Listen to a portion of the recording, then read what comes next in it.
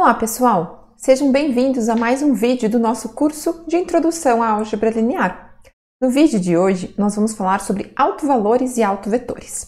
Vocês verão que ao longo desse tópico nós vamos usar um pouco de tudo que a gente aprendeu até agora em álgebra linear, desde matrizes, sistemas lineares, determinante, inversa, espaços vetoriais, produto interno e transformações lineares. E esse é um tópico bastante interessante porque ele tem muitas aplicações no mundo real. Desde quando você vai fazer uma busca no seu navegador da internet, ou quando você vai resolver um sistema de equações diferenciais, ou quando você vai procurar padrões em imagens ou em outros tipos de coisa, ou quando vai estudar redes de transporte. São inúmeras as aplicações que utilizam autovalores e autovetores. No vídeo de hoje, a gente vai começar definindo o que são esses conceitos e entendendo algumas propriedades deles. Para começar, vejamos um exemplo.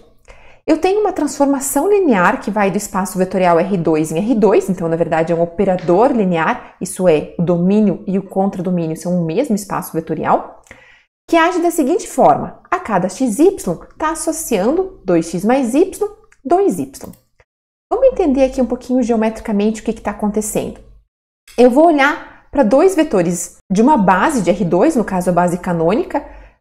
Aqui em vermelho contínuo o vetor 1, 0, aqui em azul o 0, 1. O que essa transformação faz quando eu aplico ela num desses vetores? No vetor 1, 0, por exemplo, ela vai levar em 2 mais 0 e 0. Então, vai levar nesse vetor vermelho empontilhado. O que ela faz quando eu aplico em 0, 1? Vai levar em 2 vezes 0, 0, mais 1 e 2. Ou seja, no vetor 1, 2, que é esse vetor em azul pontilhado aqui.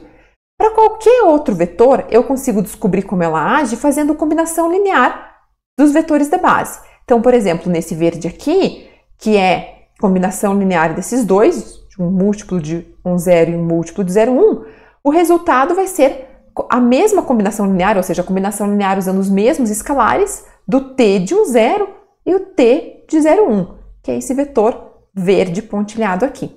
Alguns vídeos atrás, a gente viu que a gente podia olhar para uma transformação linear aplicada numa imagem, por exemplo. Qual que era a ideia? Cada ponto da imagem eu via como sendo um vetor e eu olhava aonde que a transformação levava esses vetores e levava nesses pontos, após ser aplicada a transformação, exatamente a mesma cor da imagem original. Então, por exemplo, se eu pego essa foto aqui dessa flor, aqui até para ficar mais fácil eu sinalizei em vermelho um vetor 1, 0, em azul um vetor paralelo, que é o vetor canônico. Para esse vetor aqui em vermelho, que é o vetor canônico 1, 0, vai levar no 2, 0. Para esse vetor em azul, que não chega a ser o 0, 1, a imagem era um pouquinho menor, mas ele vai levar algo proporcional, né? Um múltiplo do 0, 1, vai levar nesse mesmo múltiplo de t de 0, 1. Ou seja, vai levar no múltiplo desse vetor aqui, que é esse vetor em azul aqui.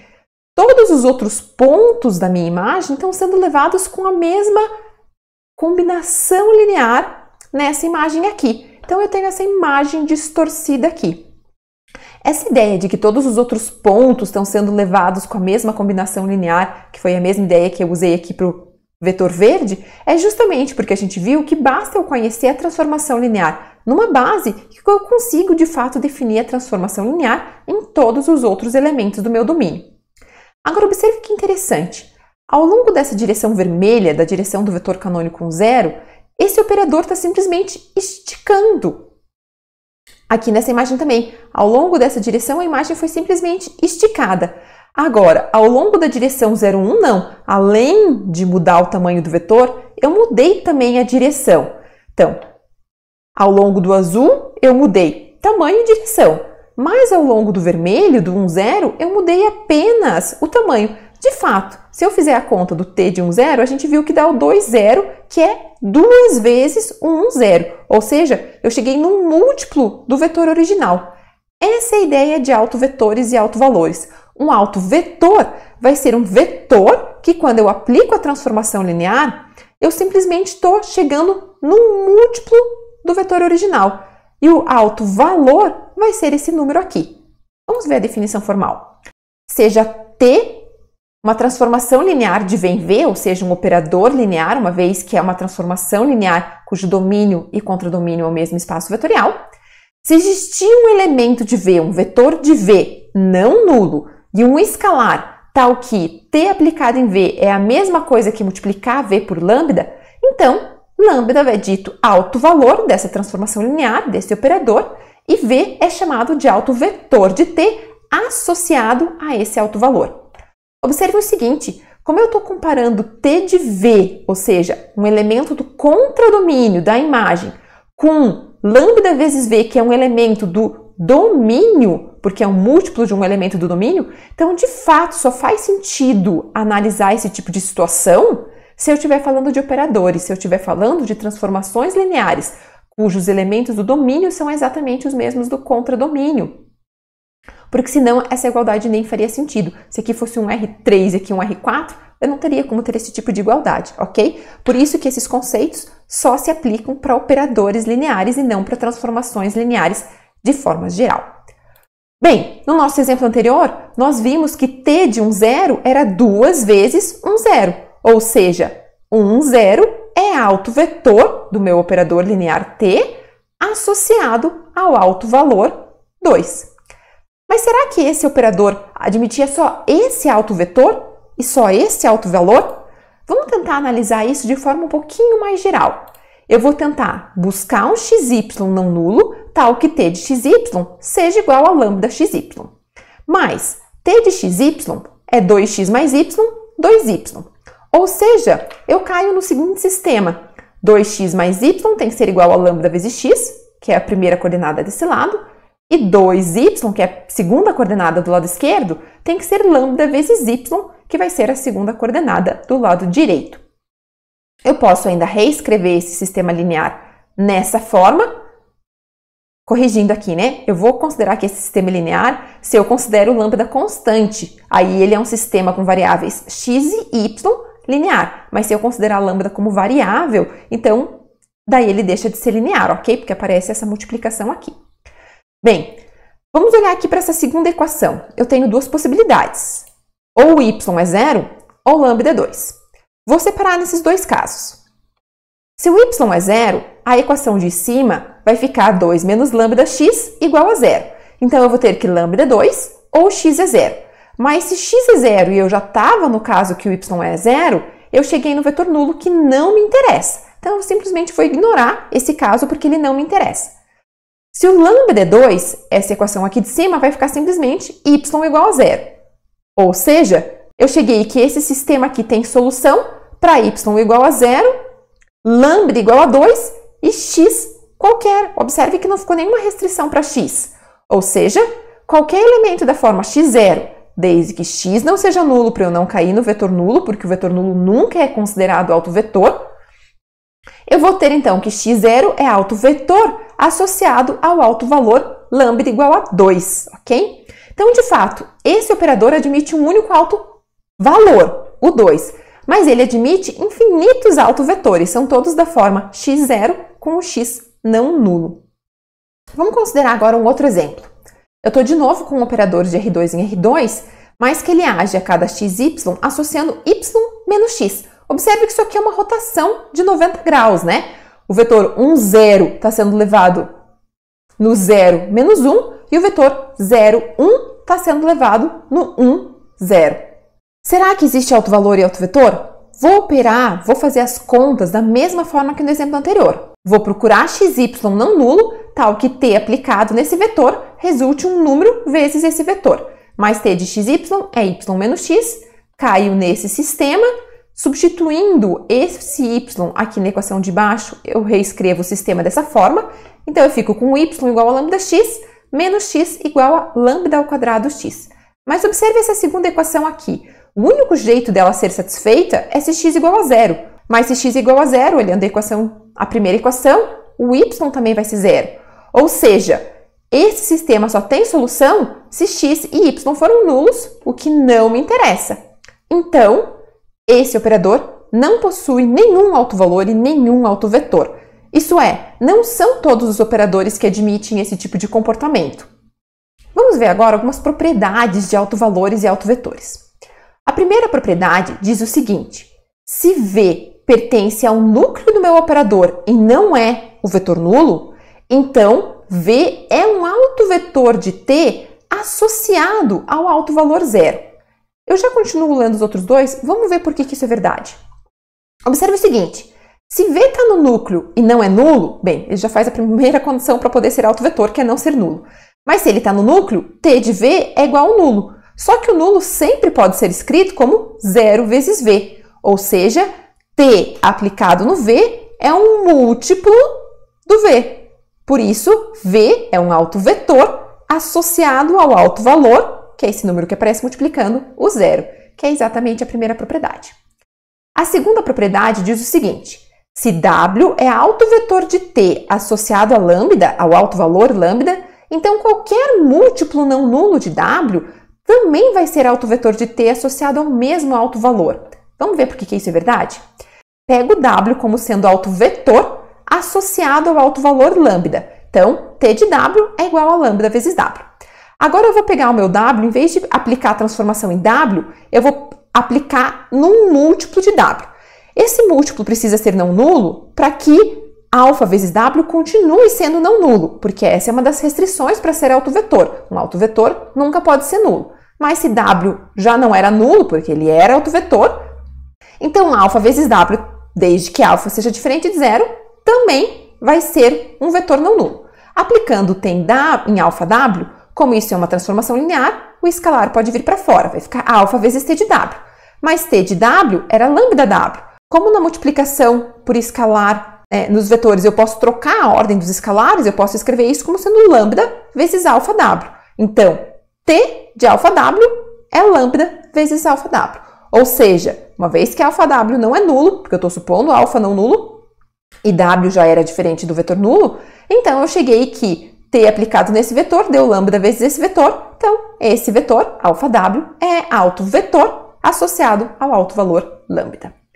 Vamos ver agora a terceira propriedade. Se lambda é um autovalor de T, então esse conjunto definido aqui por todos os vetores do meu espaço vetorial, tal que T de V igual a lambda V, é um subespaço vetorial de V.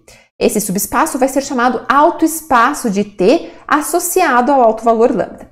Observe uma coisa, esse conjunto aqui está pegando todos os autovetores de T associados a um mesmo autovalor. Tá? Então, na linha anterior, na propriedade 2, nós vimos que quando a gente tem um autovetor, qualquer múltiplo não nulo, ou seja, qualquer outro vetor naquela direção, também é um autovetor. No nosso primeiro exemplo, isso era fácil de ver, né? 1, 0 era, 2, 0 era, 3, 0 era, qualquer vetor da forma x, 0 era autovetor, desde que o x fosse não nulo. Ou seja, qualquer múltiplo do 1, 0, desde que fosse um múltiplo não nulo, era autovetor também. O que eu estou pegando aqui é fazendo um conjunto com todos esses autovetores e mais um elemento que não é autovetor. Esse conjunto contém um único elemento que não é autovetor, que é o nulo. Observa que o nulo vai se encaixar aqui dentro. Por quê? Porque T do nulo é igual a lambda vezes o nulo, independente de qual é o valor do lambda.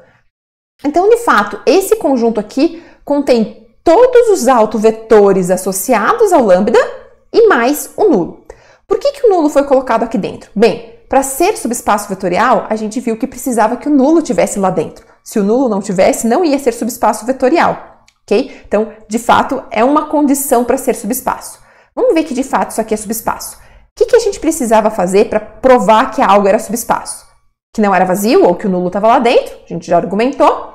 Além disso, que era fechado para soma e para multiplicação por escalar. Então, eu vou pegar dois elementos desse conjunto, U e V, que satisfazem a regra desse conjunto, ou seja, T de U é igual a lambda U e T de V é igual a lambda V, e vou verificar se a combinação linear alfa1 mais V para qualquer alfa também vai estar lá dentro. Bem, mas T é uma transformação linear, então T aplicado nessa combinação linear vai ser a combinação linear de T aplicado em cada um dos elementos.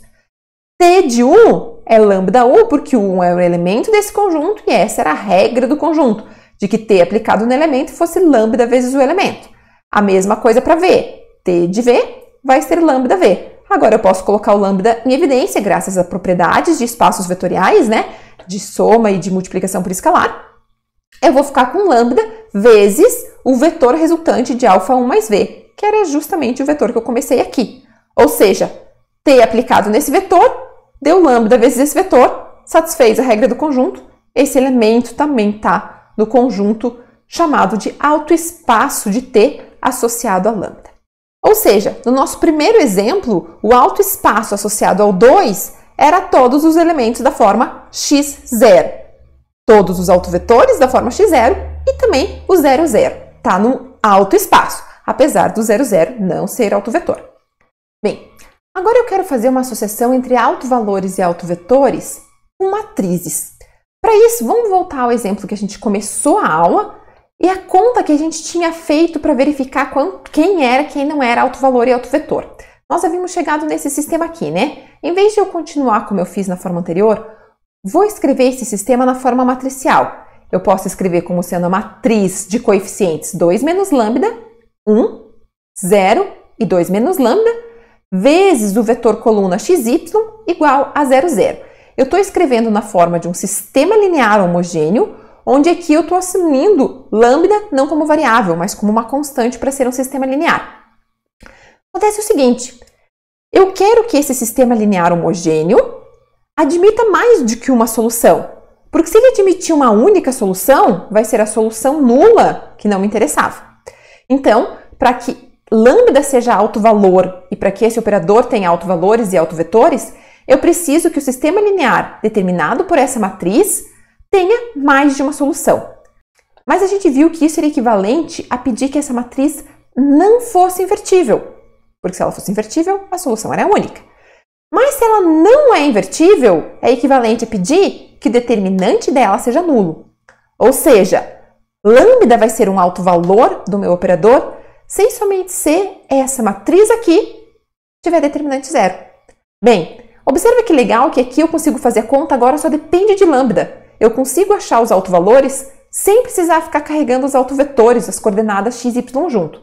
Se eu for resolver esse aqui, vai ficar 2 menos lambda vezes 2 menos lambda menos 0, ou seja, a única solução é lambda igual a 2.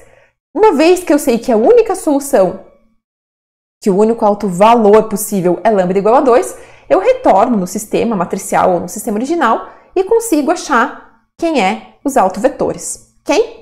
E de fato consigo achar o autoespaço. Agora já estou usando a notação que a gente viu na proposição anterior, né? De autoespaço. O autoespaço associado ao autovalor 2 é x0 com x pertencente aos reais, ou ainda posso escrever isso como sendo o espaço gerado pelo vetor 1, 0, já que todo mundo é múltiplo desse vetor. Bem, mas vamos ver que esse raciocínio que a gente fez aqui pode ser aplicado de forma mais geral. Vamos considerar então um operador linear de V em V representado pela matriz A nas bases canônicas. Nós vimos que todo operador linear, toda transformação linear pode ser representada por uma matriz, fixada uma base para o domínio e contradomínio. Vou considerar aqui as bases canônicas. Então, para procurar autovalor e autovetor, eu estou procurando V não nulo, tal que T de V é igual a lambda V, ou ainda que A vezes V, onde aqui eu estou olhando V como uma matriz coluna, né? Que tem as coordenadas de V numa matriz coluna, ou ainda posso ver como a matriz que tem as coordenadas de V relativa à base canônica, igual a lambda vezes V. Aqui de novo vendo como uma matriz coluna. Mas então, passando para o outro lado, eu fico com A vezes V menos lambda V igual ao vetor nulo, ou a matriz coluna nula. Ou ainda, eu posso colocar o V em evidência e vou ficar com A menos lambda vezes a identidade vezes V. Por que apareceu essa identidade aqui? Bem, de fato, lambda vezes a identidade vezes V vai dar lambda V. Mas por que eu não podia colocar simplesmente o lambda aqui? Porque essa conta não faria sentido. Uma matriz A menos um número lambda não estaria bem definida essa operação. Então, para que eu consiga fazer essa operação estar bem definida, eu precisei colocar a identidade. Note que essa identidade vai ser n por n, onde n é a dimensão do V. Como eu estou com um operador linear, a matriz que representa V vai ser uma matriz quadrada, n por n é a dimensão do espaço, e daí faz sentido fazer essa conta aqui. Bem, então, achar um autovetor e autovalores é a mesma coisa que tentar ver quando que esse sistema linear homogêneo admite mais de uma solução. Quando ele tiver mais de uma solução, os lambdas que aparecerem vão ser os autovalores e os V's que satisfizerem esse sistema linear homogêneo vão ser os autovetores. Mas, para que esse sistema admita mais de uma solução, ou seja, não admita apenas a trivial, eu preciso que essa matriz aqui seja singular, ou seja, não invertível. Para isso, eu preciso que o determinante dela seja igual a zero, para que ela não seja invertível, para que ela seja singular. Observa que interessante, isso aqui na verdade é um polinômio em relação a lambda, com lambda como variável. É o que a gente vai chamar de polinômio característico. E o que eu quero? Quem vão ser os autovalores? Vão ser as raízes desse polinômio, os zeros desse polinômio. Então vamos usar essa ideia para explorar o seguinte operador linear. T de R3 em R3, dado por T de x, y, z, igual a 3x menos y menos 2z, 2x menos 2z e 2x menos y menos z. Primeira coisa que eu vou fazer é escrever a matriz desse operador linear. Para isso, eu vou precisar aplicar ele em uma base, eu vou considerar a matriz nas bases canônicas, então eu vou aplicar T em 1, 0, 0, que vai dar 3 menos 0 menos 12, 0, ou seja, vai dar 3, 2, 2, essa vai ser a primeira coluna da matriz. 3, 2, 2. Aplico T em 0, 1, 0, que é o segundo elemento da base canônica, vai ficar 3 vezes 0, menos 1, menos 2 vezes 0, menos 1 que aparece aqui, 2 vezes 0, menos 2 vezes 0, 0, 2 vezes 0, menos 1, menos 0, menos 1. E aplico em 0, 1, desculpa, e aplico em 0, 0, 1. Vai ficar menos 2 e menos 1, que é o que aparece na terceira coluna. Uma vez que eu tenho a matriz do operador, eu vou achar o polinômio característico, ou seja, determinante de A menos lambda vezes a identidade. A é a matriz que eu acabei de calcular, menos lambda vezes a identidade. Observe que como a identidade tem elementos apenas na diagonal, o restante é tudo nulo, tem elementos não nulos apenas na diagonal, o restante é nulo, a única coisa que vai alterar nessa matriz é a diagonal. Então, ela vai ficar 3 menos lambda, menos 1 menos 2, 2, 0 menos lambda, menos 2, 2, menos 1, menos 1 menos lambda. O polinômio característico é o determinante disso. Então, fazendo a conta, fazendo esse determinante, a gente obtém menos lambda ao cubo mais 2 lambda ao quadrado menos lambda. Agora, eu vou achar as raízes desse polinômio, que vão ser os meus autovalores. Quem que são as raízes desse polinômio? Esse polinômio tem raiz lambda igual a zero, né? Se eu colocar o lambda em evidência aqui para ficar um pouco mais fácil de ver, eu posso escrever esse polinômio como menos lambda vezes lambda ao quadrado, menos 2 lambda, porque eu coloquei o menos junto, mais 1. Então, uma das raízes é lambda igual a zero, e a outra raiz é quando lambda ao quadrado menos 2 lambda mais 1 for zero, ou seja, são as raízes dadas por um polinômio de segundo grau. Menos b mais ou menos raiz de b ao quadrado, meu b é 2, né? Menos 4 vezes 1 vezes o meu c sobre 2a. Esse valor aqui todo dá 1. Então, eu obtive duas raízes, lambda igual a zero ou lambda igual a 1. Observe que nesse momento eu já tenho certeza absoluta que 0 e 1 são autovalores e são os únicos autovalores, não existe nenhum outro. Por quê? Pelo raciocínio que a gente fez anteriormente, os lambdas vão ser autovalores se e somente se essa matriz for singular. Então, para esses valores de lambda, essa matriz aqui toda é singular, ou seja, existe solução não trivial para o sistema linear homogêneo A menos lambda I vezes um xyz igual a 0, 0, 0. Agora, a questão é achar quem são essas soluções. Eu vou separar em dois casos. Primeiro para o lambda igual a 0 e depois para o lambda igual a 1. No caso do alto valor 0, eu venho aqui na minha matriz, nessa aqui, ou mais fácil ainda, nessa aqui que eu já calculei, e considero o caso que lambda é igual a 0. Então, nesse caso, eu vou recair na própria A, né? Vou, então, resolver esse sistema linear homogêneo aqui, onde agora eu não dependo mais de lambda. Agora é só resolver um sistema linear homogêneo que vocês já fizeram lá nos primeiros vídeos do curso. Resolvendo esse sistema, vocês chegam que V1 tem que ser igual a V2, que tem que ser igual a V3. Ou seja, observe que a solução são elementos da forma V1, V1, V1, ou V1 vezes 1, 1, 1. Ou seja, o alto espaço do alto valor 0 é gerado, é o span de 1, 1, 1. No caso de lambda igual a 1, eu opero do mesmo jeito. Venho nessa matriz, substituo lambda igual a 1, então vai ficar 3 menos 1, 2, menos 1, menos 2, o restante fica tudo igual. Resolvo o sistema linear. Chego, sistema linear homogêneo. Ele vai ficar da forma V2 igual a 3V1 menos 2V3, ou seja, o meu vetor é da forma V1 O V2 tem que ser 3V1 menos 2V3 e o V3 é qualquer. Posso reescrever isso na forma V1 vezes 1, 3, 0, mais V3 vezes 0, menos 2 e 1. Ou seja, o meu alto espaço associado ao alto valor 1 é gerado por 1, 3, 0, 0, menos 2 e 1. Pergunta: eu sempre, quando eu resolver um sistema linear homogêneo que veio da conta de alto valor e alto vetor, sempre vai acontecer ele ter infinitas soluções? Sim! Sim, porque você impôs que essa matriz aqui fosse singular. Como se trata de um sistema linear homogêneo, se a matriz é singular, se ela não é invertível, então, de fato, ela vai ter infinitas soluções. Então, sempre você vai chegar em infinitas soluções, que vão ser todos os seus autovetores associados àquele alto valor, mais o nulo. Bem, por esse vídeo era isso que a gente tinha aqui para passar para vocês. Até o próximo vídeo.